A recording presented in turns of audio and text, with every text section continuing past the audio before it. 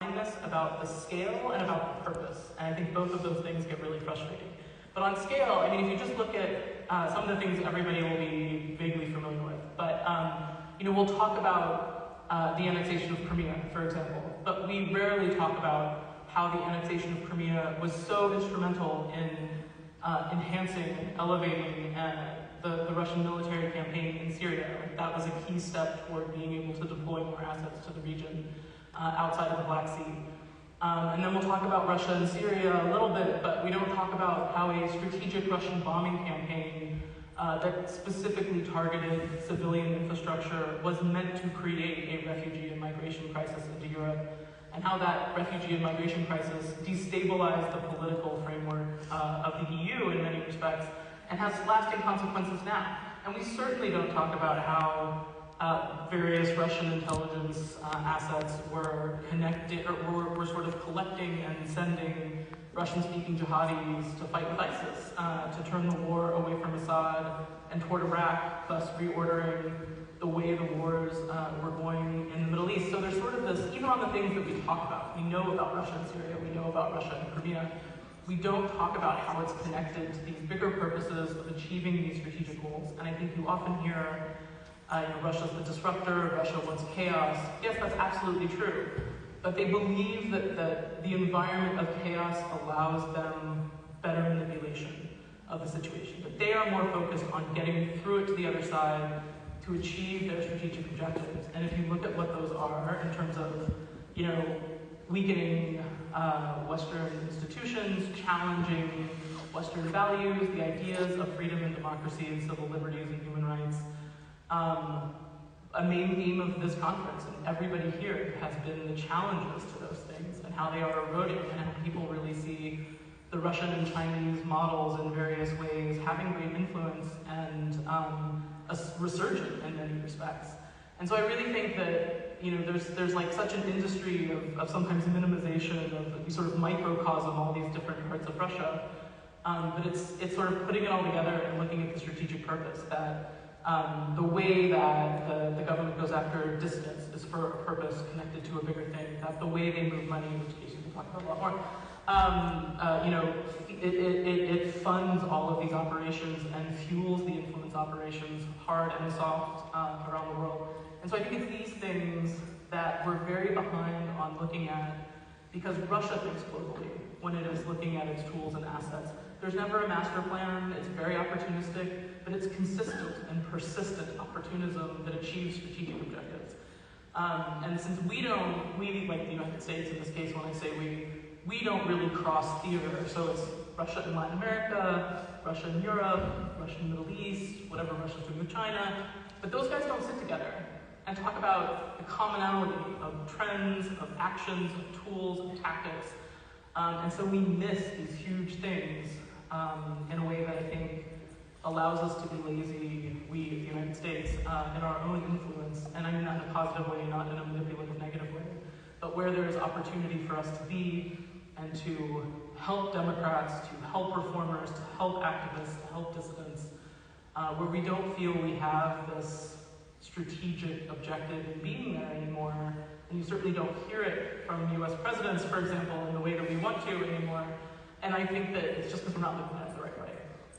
So I'll end there because there's so much for everybody to talk about. But I think those things, the sort of blindness of scale and purpose, persist in how we evaluate Russia, and it's very frustrating. I want to stay with you a bit more, Molly. Okay. I had thought of a connection between Crimea and Syria. Yeah. You reminded me of something about these Russian military adventures or activities. Once I was interviewing Radek Sikorski, the one-time journalist who became foreign minister and defense minister of Poland, and he said, on the economy of Italy, Putin's playing a pretty cagey global game. No offense to Italy. Yep. But he really is. And I wonder, do these, I said military adventures, that's a little bit pejorative, do these military engagements contribute to a general Russian pride, or is that unknowable? That may be a good question for Maria as well, but I think sometimes yes is the answer. And sometimes you do see these sort of swell boosts in popularity when there's a short, successful foreign war which is why they try to conduct them that way. But it doesn't always work. I think Crimea was different for a number of reasons, but because it was so tied into this broader narrative, the new story of history that Putin tries to tell. Like, forget this Soviet thing, but the 1,000-year arc of Russian relevance and history, beginning with, that was sort of born in Crimea, is the way they tell the history. So we needed it. It's ours, it's always been ours, like this is Russia. So I think that's sort of in a different category and thus more supported sometimes. I think the other wars, other foreign adventures have mixed views at times. I think Syria in particular, there's been a not insignificant and extremely hidden number of Russian casualties, and that has caused problems at home, that they hide in Crimea, in eastern Ukraine, in Syria, where Russian mercenaries are killed. A lot of the times those are not things that are disclosed to the Russian public, which does have a really, imagine if your son went off to fight a war and you thought it was for your country, and they died, and then it was like they never existed. And there's all sorts of issues then with benefits and everything else, but just the fact that your son served and then disappeared, and that's pretty much it. This has consequences at home. So I think the idea that Putin fights these wars because it's always a win isn't true anymore, but it is part of this broader strategy.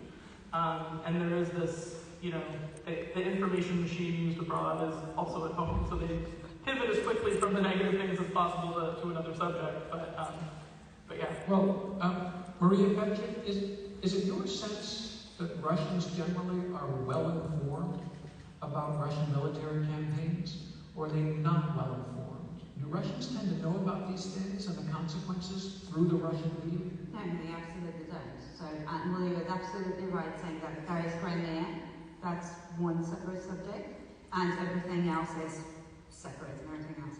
I don't think anybody in Russia cares about the war in Syria or anywhere else really, or this, mercenaries in Africa, or even, to be honest, the east of Ukraine has a little bit of a symbolic weight to it, but to be honest, I think it's kind of off the news, and also it's quite difficult to follow something which is not reported. As you were talking, I was trying to remember any articles, maybe the YouTube videos or something like that about what Russian army does abroad and investigations mainly, and nothing comes to my mind. The last one I remember was from 2015, from Pskov descending the guys, the little division that was fighting in eastern Ukraine, and then no one would acknowledge their death. And there was a tiny little newspaper in Pskov that investigated it. Investigated from the graves. That's the investigation. And then they went to relatives of those who were deceased, and they spoke to them, and the relatives were weird. Like, they were strange, they just lost, obviously they looked and sounded like they just lost someone very close. But they wouldn't share anything, or they would, but then they will recall it. A day later, a correspondent would receive a text saying, well, actually, I told you something yesterday, could you please not publish that, if that's possible. But that was 2018. Since then, I don't really remember much. This is the whole point. This is why the first thing that Putin did after he acquired power in 2000 or 2001, whichever way you count, he just started to control the press. He killed freedom of speech. That was literally, I don't know if it was top 5 things to do, first things to do, after assuming the obvious, it was the second. The second, by 2003, most of independent TV was gone. By 2006, all of it was gone. Now the internet is gone as well. And even the tiniest little newspapers, independent investigators, and web, they're just purely online, and they don't exist anymore. They belong to foreign agents or simply blocked through the blocking mechanism. So this is why there is a reason why Putin jumped into killing free press straight away, because he didn't want those articles available. He didn't want them, and he didn't like this full freedom of information. He didn't like the fact that Russians would have access to something that he doesn't control. Now, our entire Russian media infrastructure belongs either to Gazprom or to the company that is controlled by Putin's best friend and his mistress, or wife, I don't know how to refer to it, it's United States. So, it's a neat arrangement, you know, so it's either Gazprom that controls entirely, or his mates from St. Petersburg and his government. So, yeah, but I don't think that people are following this army theme, because generally I don't think people really know what's happening in Syria and what happens in Syria. This is really sad, and in any other country, I would imagine that such secret war operations would be a topic of, I don't know, like Pulitzer Prize winning journalism, like that would be the hot topic to investigate, and we have zero, we don't have any like leads or anything like that, we have no idea what's happening there. Maria, I was trying to put myself in your shoes, which is very hard. You're amazingly brave and persistent. And I was thinking, Maria must think that people are terribly naive about Putin and Russia. You must go through life thinking, God, are people naive? We don't know the half of it, quarter of it, an eighth of it. Am I right? No, you're wrong. I think exactly the opposite. I think that you are making him more complex than he actually is. I think that you are talking like you just give him so much, whereas the guy is fairly basic. Analyze him in a psychological way, if you like, his basicness. And to know, like anyone who grew up in Eastern Europe would know, there were those guys, like in late 80s, early 90s, the guys who kind of lost everything as a result of the Soviet Union collapsing, and then in the early 90s they would start, I don't know, hustling, you know. Here and there they do a thing or two, you know, they kind of, you know, try a little bit here, I don't know. Anything from, I don't know, being a taxi driver to selling something in the market, or I don't know, or if you're talking about bigger scale, trying to like acquire like, I don't know, all Soviet manufacturing plant and trying to do something with it. So he's from St. Petersburg. A city known back then for its criminality.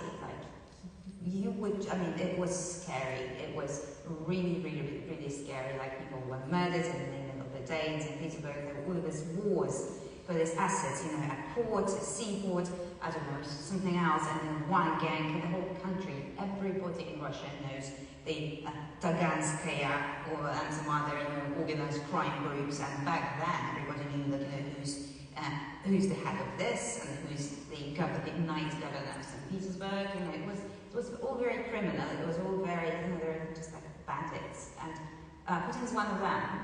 And he was used. To be honest, no, he's not even brave enough to do that. He wasn't doing that. He was a low-key clerk in the mayor's office. And he was helping those people. So he wasn't even kind of good enough to be there, you know, on the front line. He was just helping them. He was facilitating crime. You know, he was the middleman between two organized crime groups. And, you know, he used to get cut, like, you know, from it. So I think it's a big mistake, and I don't know, it's not a mistake, no, it's just, you know, I don't think it's fair that Putin is made to appear like this huge evil genius. I think he actually loves it, and I'm not going to give it to him, no. Maria does. Please.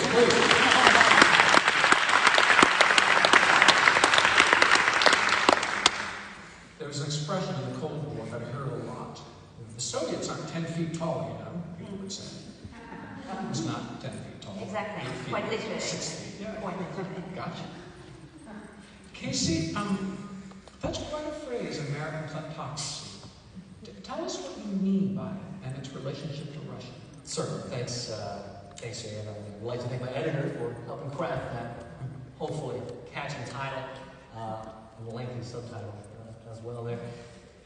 When we talk about kleptocracy, this term, and maybe some in the audience have seen it more and more valent, more and more common usage in recent years. The term itself literally means rule of thieves.